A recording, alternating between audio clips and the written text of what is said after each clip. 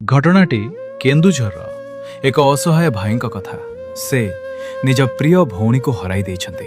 मनरे दुखर एक असीम पहाड़। भौणी बैंक खातारे थिला केवल 19,300 टंका। से टंकाटी मिली थांता होई पारि थांता शेष संस्कारटी मर्यादा सहित, किंतु बैंकर कठोर नियम आगरे मानविकता हारीगला। कुहागला हिताधिकारी निजे न आसिले टंका मिलिबनी। सेतेबेले एक भाई बाध्य हेले समाधिर माटी निज हातरे खोलिबाकू निज भौणी मृतदेह को पुणी थरे बाहर करिले। हातरे बोही बैंक दुआर को नहीं आसिले केवल एतिकी प्रमाण पाई, हाँ मो भौणी आउ बंची नाहांती। यह केवल एक घटना नुहे, यह आम सिस्टम्र से ही कठोर और निष्ठुर चेहरा जेउठी मानविकता ठारू कागज पागज पत्रर मूल्य बेसी। केवल किछि टंका पाई एक मृतदेहर सम्मान को श्मशान रु टाणी आनिबा केते दूर ठीक कहंतु?